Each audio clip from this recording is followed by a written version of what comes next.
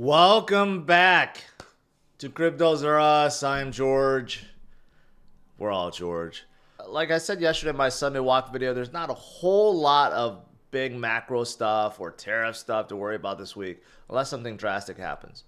So mostly you just got to concentrate on crypto, right? Bitcoin ETF last week was absolutely tremendous. Once again, we had about 2 billion of inflow. But the biggest narrative right now is if you look at the last 2 days, Thursday and Friday, we had a 522 million inflow day and then a 363 million inflow day. Even though on Friday you see a lot of red, BlackRock basically took in the same amount both days, nearing 500 million both days. Okay, that's not what's interesting. What's interesting is you go and flip to Ethereum's ETF and you realize that the inflows for both days, Thursday and Friday, exceeded Bitcoin's inflow. That's outrageous. I don't think we've ever seen that since the introduction of ETFs, or Bitcoin ETFs, I should say. I think this is the first time. I don't know, maybe some data analysts I'll have to, or maybe I'll ask ChatGPT to do some research, but I think this may be the first time in history where Ethereum ETFs have out-inflowed compared to Bitcoin ETFs, which is a significant thing. It could mark the start of altcoin season because, people always say, like, what starts it, right? This could be it. This actually could be it.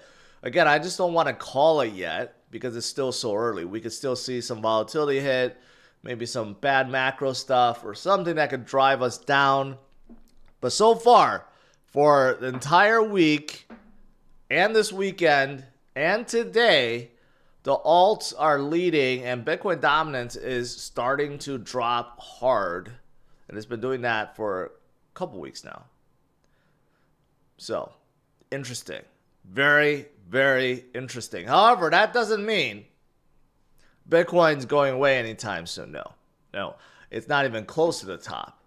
Okay, Trump just actually tweeted out this video, 6-minute video about how this is the greatest Bitcoin explanation ever. He did this yesterday, and this was during what a Senate committee, right? I'm not gonna play the video because basically he rehashes everything I've been saying for years. All Bitcoiners that understand, they just understand, right? But again, it does seem like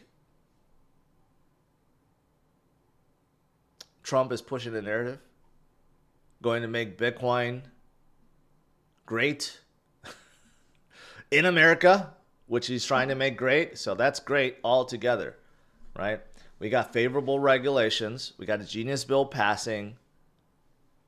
What's not to love right now? What's going to stop Bitcoin? Very much nothing. Nothing. And that is why so many people are so bullish. And the crypto projects that are here, homegrown, made in the US, they are doing absolutely fantastic. Tom Lee did another CNBC interview and says, hey, Bitcoin is going to head to 250,000. Why? Because even at 250,000, that's only a quarter of gold's market cap. That's nothing. He believes Bitcoin will reach gold's market cap in the next few years, but end of this year, about a quarter, totally reasonable. And I agree. Very, very reasonable. So that's at least, another, there's a 2x, 2.5x on Bitcoin. And then after that, the next cycle, we got another 4x, 5x coming, right? It's not going to stop. So Saylor decided to FOMO hard once again, acquired 6,200 Bitcoin, $740 million worth. Now he has 607,777. Him and Larry Fink of BlackRock, they are in competition with each other to see who could hit 1 million first. Although it's kind of unfair because BlackRock's fund is for everyone, but still, they're like, man, neck and neck, neck and neck. Who else? Sequoians purchased 1,264 Bitcoin. That's a lot. That's a lot. And now they have 2,317. That's a huge purchase. See, as you can see, these guys are not going to stop. Institutions are not going to stop. Public trade companies are not going to stop. Private companies, whales, retail, everyone is not going to stop. If you look at this, the FOMO is definitely building. This is Google Trends. So as you can see, FOMO is starting to come back. That definitely makes sense with altcoin season. But even with Bitcoin, people are starting to search once again, where do you go to buy Bitcoin?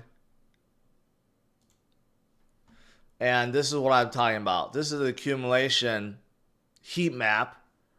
And actually, blue is heavy accumulation. Red is no accumulation. But if you look at the right-hand side, you notice that every group is deep blue, including above 10,000.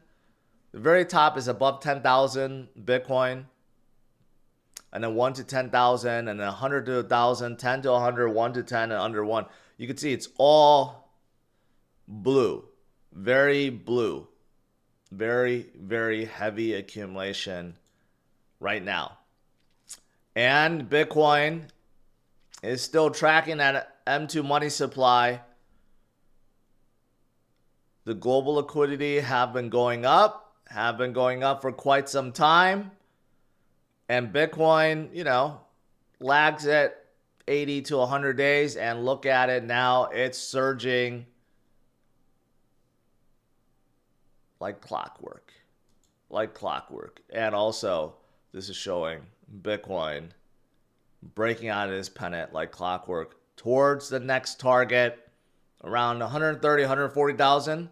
And then we may stay there a little bit. And then we wait for October. And that's when we make that final leg up of this cycle to 200, 250,000. But it'll be interesting to see what happens after this year. Do we just keep on going forever and we don't enter crypto winter anymore? That, my friends, will be very interesting, because that means a traditional 4-year cycle may be over.